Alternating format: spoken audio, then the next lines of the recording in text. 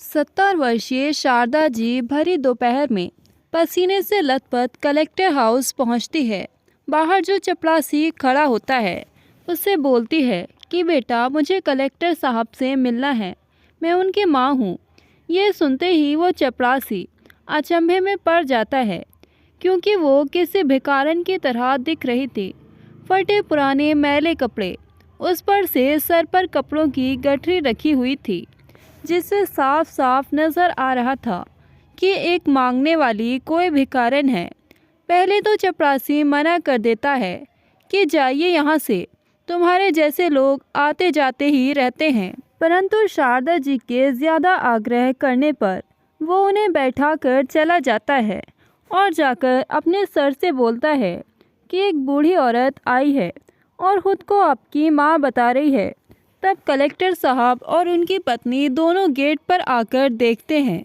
जैसे ही कलेक्टर साहब आते हैं वैसे ही शारदा जी बोल पड़ती है कि बेटा देखो, ये चपरासी मुझे अंदर जाने ही नहीं दे रहा। ये मान ही नहीं रहा कि मैं तुम्हारी माँ हूँ। बेटा इसे बताओ कि मैं तुम्हारी ही माँ हूँ। तब कलेक्टर साहब बूढ़ी अम्मा को अपनी माँ मानने से इनकार कर देते हैं। मैं आपका बेटा नहीं हूँ, कौन हो तुम और यहाँ क्यों आई हो? ये सुनते ही शारदा जी की आंखें भर आती है। अब वो बोलती है कि बेटा मुझे माफ़ करना, मुझसे गलती हो गई। शायद बुढ़ापे में मेरे देखने की दृष्टि इतनी नहीं रही कि मैं अपने बेटे को भी ना पहचान पाई। शायद मैं गलत जगह आ गई हूँ। परंतु शारदा जी मन ही मन समझ जाती है कि बेटा अब काबिल हो गया है, कामयाब हो गया है और अपनी कामयाबी के चकाचौंध में उसे अपनी लाचार बेबस बूढ़ी माँ को भी पहचानने में शर्म आ रही है। उनकी आंखें आंसुओं से भर जाती है। अब कलेक्टर साहब और उनकी पत्नी वापस घर के अंदर चले जाते हैं और चपरासी भी अपनी जगह जाकर खड़ा हो जाता है। शारदा जी चपरासी के आगे हाथ जोड़ती हैं और उससे एक चिट्ठी लिखने की विनती करती है। अब जब वो चपरासी शारदा जी के लिए चिट्ठी लिखने लगता है, शारदा जी बताती रहती हैं और चपरासी लिखता जाता है। जो बातें शारदा जी चिट्ठी में लिखवाती है उसे सुन चपरासी की आंखें भी नम हो जाती है। अब शारदा जी वो चिट्ठी कलेक्टर बाबू को देने के लिए बोल देती है और वहाँ से चली जाती है। दोस्तों, आखिर ऐसा क्या हुआ था कि एक बेटे ने अपनी सगी माँ को पहचानने से इनकार कर दिया था और उन्हें सड़क पर ऐसे ही भटकते हुए छोड़ दिया। और माँ ने बेटे के लिए चिट्ठी में क्या लिखवाया था, आइए जानते हैं। इससे पहले हमारा प्रोत्साहन बढ़ाने के लिए वीडियो को एक लाइक शेयर ज़रूर कर दीजिए और हमारे चैनल को भी सब्सक्राइब कर लीजिए। रास्ते में जाते हुए शारदा जी उन दिनों को याद करने लगती है जब वो शादी करके अपने पति के घर आई थी। उनके पति दामोदर बाबू बहुत ही सरल स्वभाव के सीधे साधे से व्यक्ति थे। शादी के 10 साल बाद तक भी जब कोई संतान न हुई तो कैसे उन्होंने मंदिर मस्जिद सभी जगह का दरवाज़ा खटखटाया था, मन्नत मुरादें मांगी थी, तब जाकर उन्हें भगवान ने एक संतान से नवाजा था। शारदा जी और दामोदर बाबू का बेटा रविंदर अब 5 साल का हो चुका था। इसी बीच अचानक दामोदर बाबू की तबीयत बिगड़ गई। उन्हें हार्ट अटैक हुआ और उनकी मृत्यु हो गई। कई सालों बाद उनके घर में खुशियाँ आई थी और फिर से ये हादसा हो गया। शारदा जी की तो मानो दुनिया ही उजड़ गई। घर की आर्थिक स्थिति पहले से ही ठीक नहीं थी और कोई खेती बाड़ी की ज़मीन भी नहीं थी। उस पर से ये सब हो गया था। अब आस पड़ोस वाले और रिश्तेदार शारदा जी की मदद कर दिया करते थे, परंतु वो भी कब तक उनकी मदद करते। कुछ दिन बाद ये सब भी बंद हो गया। बेटे की जिम्मेदारी अब शारदा जी के कंधों पर आ गई थी। वो आखिर क्या ही करती, इसलिए वो लोगों के घर घर जाकर काम करने लगती है और जो कुछ भी कोई दे देता उसे लेकर घर आ जाती। समय बीतता गया। अब शारदा जी ने एक घर से कई घरों में काम करना शुरू कर दिया और अपने बेटे रविंदर का भरण पोषण करने में लग गई। बेटे की परवरिश में कोई कमी ना रह जाए, इसलिए वो जी तोड़कर मेहनत करती, हमेशा उसका ध्यान रखती। शारदा जी ने अपने बेटे रविंदर का एडमिशन कराया। अब रविंदर का हाई स्कूल हो चुका था। एक दिन शारदा जी अपने बेटे को स्कूल से लेने के लिए आती हैं।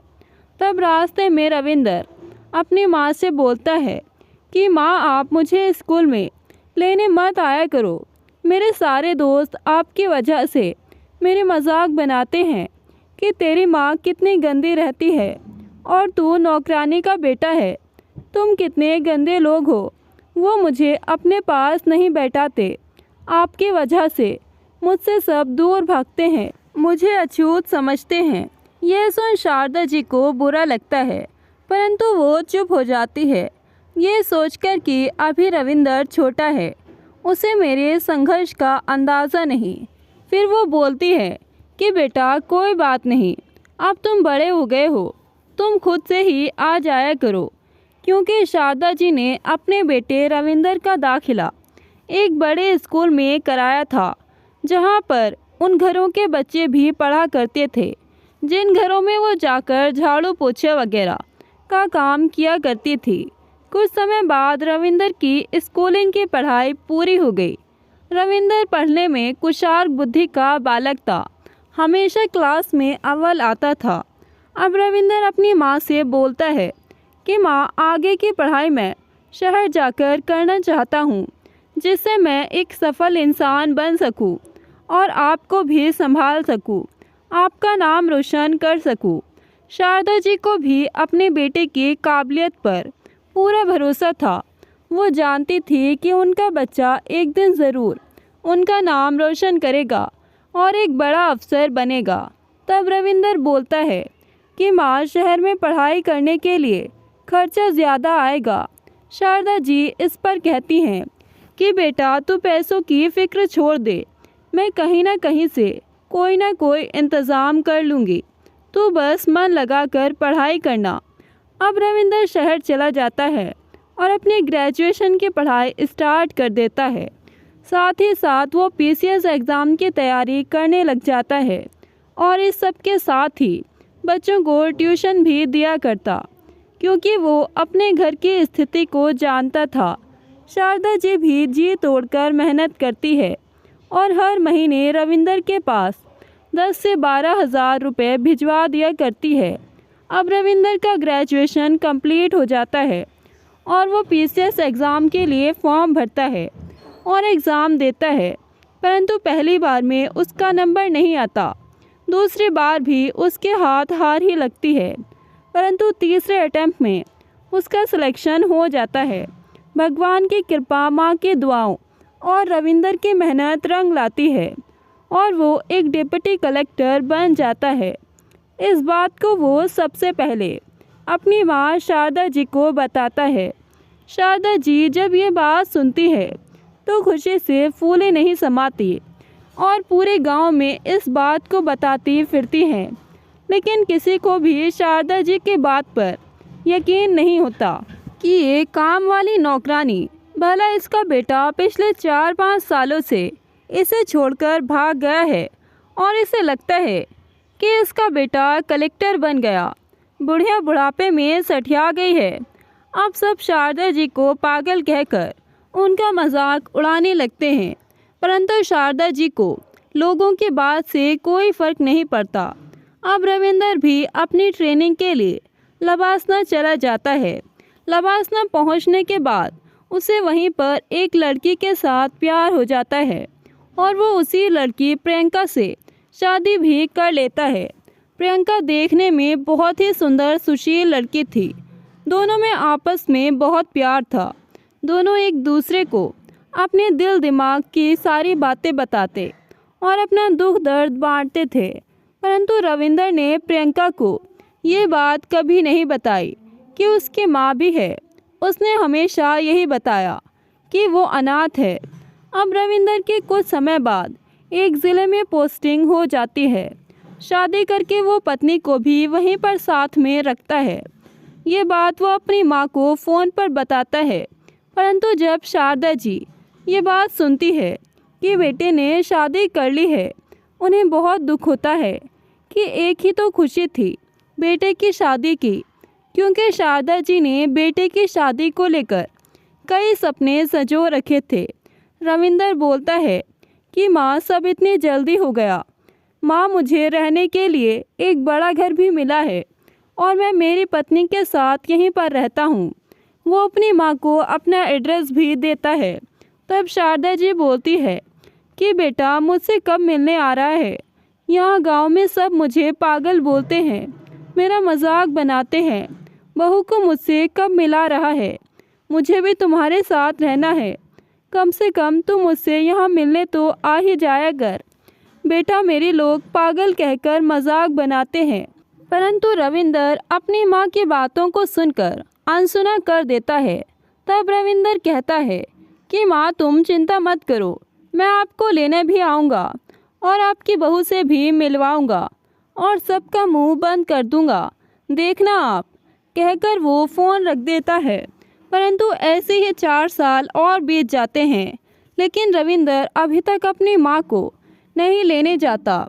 एक दिन अचानक रविंदर अपनी माँ शारदा जी के पास फ़ोन करता है और बोलता है कि माँ तुम्हारे लिए खुशखबरी है, तुम दादी बन गई हो, तुम्हारी बहू को प्यारा सा पोता हुआ है।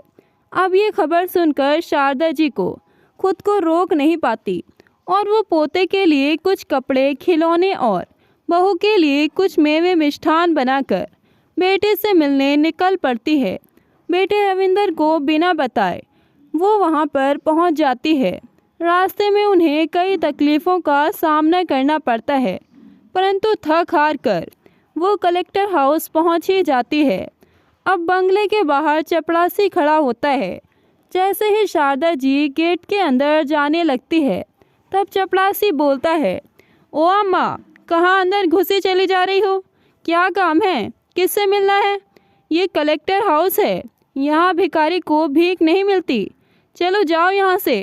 तब शारदा जी बोलती है कि बेटा मैं कोई भिखारी नहीं हूँ, मुझे कलेक्टर साहब से मिलना है, मैं कलेक्टर रविंदर की माँ हूँ। ये सुनते ही चपरासी अचंभे में पड़ जाता है कि ये कलेक्टर बाबू की माँ कैसे हो सकती है। शारदा जी भी अपनी बात पर अड़ी रहती हैं। शारदा जी बात बात पर खुद को कलेक्टर की माँ कहती है। चपरासी फिर अंदर जाकर अपने सर से सारी बातें बताता है। तब रविंदर और उसकी पत्नी प्रियंका घर के अंदर से बाहर आते हैं, तो रविंदर को देखते ही शारदा जी उसके गले लग जाती है और बोलती है कि बेटा देखो, कितनी देर से ये चपरासी से कह रही हूँ कि मुझे मेरे बेटे से मिलना है, पर ये मान ही नहीं रहा। कह रहा है कि आप कलेक्टर बाबू की माँ नहीं हूँ और मुझे भिखारिन कह रहा है। बेटा बता दे इसे कि मैं तेरी ही माँ हूँ। तब रविंदर गुस्से में अहंकार के साथ शारदा जी को झटकता हुआ बोलता है, मैं आपका बेटा नहीं हूँ। कौन हो आप और यहाँ क्यों आई हो? मुझसे क्या काम है? मैं आपको नहीं जानता। शायद आप गलत जगह पहुँच गई हो। बढ़ती उम्र के साथ साथ आपकी याददाश्त भी कमज़ोर हो गई है। एक साथ ही रविंदर कई बातें बोल देता है। अपने बेटे रविंदर के मुंह से यह सब सुन शारदा जी सुन रह जाती हैं। उनकी आंखें भर आती हैं। फिर वो रौंदे गले से बोलती है कि बेटा मुझे माफ़ करना, शायद मेरी गलती की वजह से मैं यहाँ पहुँच गई। बुढ़ापे में अब मेरी याददाश्त कमज़ोर हो गई है। ये बात तुमने ठीक कही। यह सुनते ही रविंदर अपनी पत्नी को लेकर अंदर चला जाता है और बोलता है कि पता नहीं कहाँ कहाँ से आ जाते हैं लोग परेशान करने के लिए। एक तो हमें वैसे ही इतना काम रहता है। शारदा जी अब समझ चुकी थी कि बेटा अपने पैरों पर खड़ा हो चुका है। कामयाबी के चकाचौंध में उसे अपनी बूढ़ी माँ का दर्द भी नहीं दिख रहा। अब चपरासी भी अपनी जगह पर खड़ा हो जाता है। शारदा जी बेटे की बातों को सुनकर रोने लग जाती हैं। फिर खुद को संभालते हुए चपरासी से एक चिट्ठी लिखने के लिए आग्रह करती है। शारदा जी के इतने आग्रह करने पर चपरासी शारदा जी की चिट्ठी लिख देता है। तब शारदा जी बोलती हैं कि बेटा, ये चिट्ठी अपने कलेक्टर साहब को चुपके से दे देना। कह देना कि माँ जहाँ से आई थी वहीं पर चली गई है। ये बातें सुनकर चपरासी हैरान रह जाता है और सोच में पड़ जाता है। कुछ समय बाद रविंदर अपने ऑफिस के लिए जाने लगता है तो चपरासी से पूछता है कि वो जो अम्मा आई थी अब वो कहाँ गई है। तब चपरासी उन्हें वो चिट्ठी देता हुआ बोलता है कि अम्मा जहाँ से आई थी वहीं पर चली गई है। अब रविंदर वो चिट्ठी अपनी जेब में रख लेता है और ऑफिस के लिए निकल जाता है। परंतु जब वो रात में घर आता है तो कपड़े चेंज करते हुए वो चिट्ठी उसकी जेब से निकलकर फर्श पर गिर जाती है, जो कि उसकी पत्नी प्रियंका के हाथ लग जाती है। प्रियंका चिट्ठी पढ़ने लग जाती है और रविंदर खड़ा देखता रहता है। रविंदर सक पका जाता है। अब पत्नी को सारी ही बातें पता चल जाएगी उसके बारे में। चिट्ठी पढ़ने के बाद प्रियंका की आंखें भर आती है। वो गुस्से में आक्रोश से रविंदर की तरफ देखने लगती है और बोलती है कि तुम कितने गिरे हुए घटिया इंसान हो। तुम्हारी माँ ने तुम्हें इतना संघर्ष करके मेहनत करके पढ़ाया लिखाया, इस काबिल बना दिया, और एक अकेली औरत अपने बच्चे को किस तरह पालती है ये सब जानते हैं, पर तुम उनके बेटे होकर भी ये ना समझ पाए।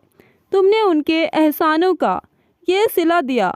तब रविंदर कहता है, प्रियंका मुझे माफ़ कर दो, मुझसे बहुत बड़ी गलती हो गई।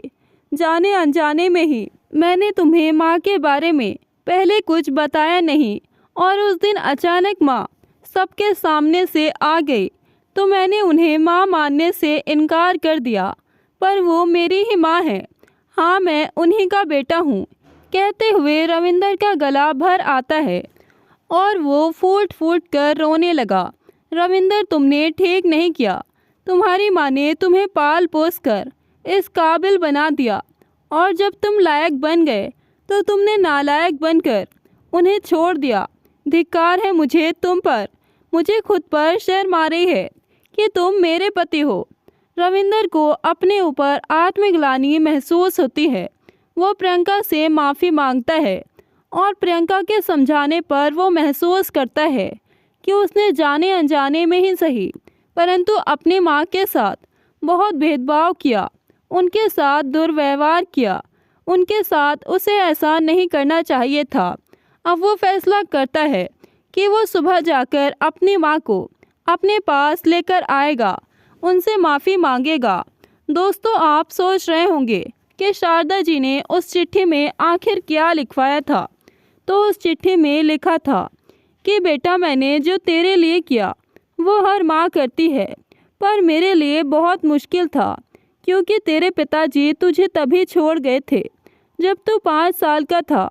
पर मैंने तुझे फिर भी बड़ी कठिनाइयों से पाला, तुझे इस काबिल बना दिया, इतना बड़ा आदमी बना दिया कि तुझे मुझे माँ कहने में भी शर्म आ रही है।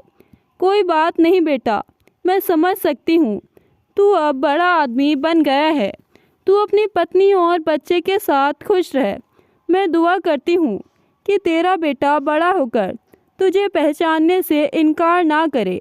ये सारी बातें चिट्ठी में लिखी हुई थी। अब सुबह सवेरे ही रविंदर उठकर अपने गांव पहुंचता है। गांव में सभी लोग रविंदर और उसकी पत्नी को निहारने लगते हैं। रविंदर जाता है, देखता है तो शारदा जी चारपाई पर लेटी हुई थी। बेटे को देखते ही उनकी आंखों में चमक आ गई। वो उठकर बैठ गई। रविंदर अपराध बोध सा अपनी माँ के पैरों में गिर जाता है। माँ, मुझे माफ़ कर दो, मुझसे बहुत बड़ा पाप हो गया। माँ, मैं आपका गुनाहगार हूँ।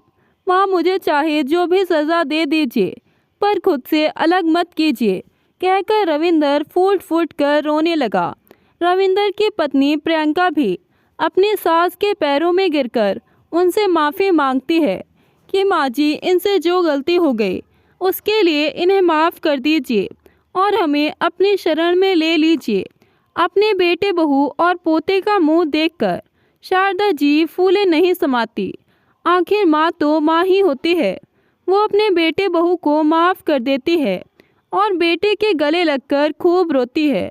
फिर खुद को संभालती है और पोते को गोद में उठाकर घर से बाहर निकलती है।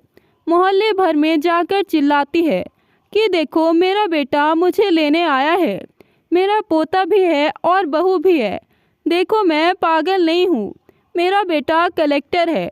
कहकर शारदा जी फूट फूट कर रोती है। रविंदर अपनी माँ को चुप कराता है। इसके बाद रविंदर अपनी बीवी बच्चे और माँ को लेकर शहर आ जाता है और उनकी खूब देखभाल करता है। रविंदर की पत्नी प्रियंका भी अपनी सास के संघर्ष को जानती थी। प्रियंका अपनी सास का सम्मान करती है और उनके साथ अच्छा व्यवहार करती है, उनका ध्यान रखती है। शारदा जी बेटे बहू और पोते का प्यार पाकर धन्य हो जाती है। आखिर जिंदगी की इस आखिरी मोड़ पर उन्हें वो खुशी मिल ही गई थी जिसके लिए उन्होंने इतना परिश्रम किया था। दोस्तों, माँ तो माँ ही होती है, माँ जैसा कोई नहीं। दोस्तों, रविंदर और उसकी पत्नी प्रियंका को लेकर आपकी क्या राय है? शारदा जी ने अपने बेटे बहू को माफ़ करके सही किया कि गलत? कमेंट करके अपनी राय ज़रूर बताएं। कहानी आपको ज़रा भी पसंद आए तो वीडियो को लाइक शेयर करें और ऐसी ही कहानियाँ सुनने के लिए हमारे चैनल को सब्सक्राइब करें। मिलते हैं एक नई कहानी के साथ। धन्यवाद।